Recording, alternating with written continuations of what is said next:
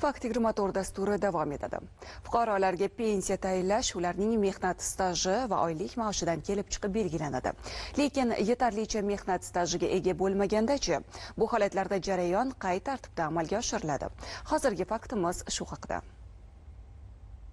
Amaldagi qonunchilikka muvofiq erkaklar 60 yoshga, ayollar 55 yoshga to'lganda va kamida 7 yillik mehnat stajiga ega bo'lsa, ularga yoshga doir pensiya tayinlanishi belgilab qo'yilgan. Xo'sh, talab etilgan mehnat stajiga ega bo'lmagan fuqarolarga ham pensiya tayinlanadimi va bu jarayon qay tartibda amalga oshiriladi? Fuqarolarimizda agar talab qilingan istajga ega bo'lmasalar, ijtimoiy qo'llab-quvvatlash maqsadida yoshga doir nafaqaga chiqishlari uchun 60 yoshdan ayollarimizga, 65 yoshdan erkaklarimiz chiqishlari mumkin. Bundan tashqari, nogiron bolalarni parvarishlagan onalarimizga imtiyoz tariqasida 55 yoshdan yoshga doir nafaqaga chiqishlari mumkin.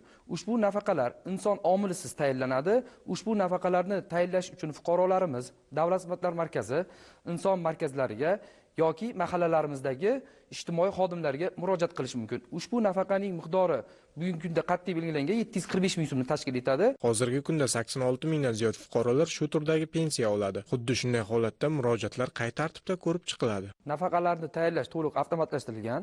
Bunda fuqarolarning murojaati Yagona milliy ijtimoiy himoya axborot tizimi orqali vazirlik va idoralarning axborot tizimiga yuborilgan so'rov orqali nafaqalar tayinlash yoki rad etilish bo'yicha qaror qabul qilinadi.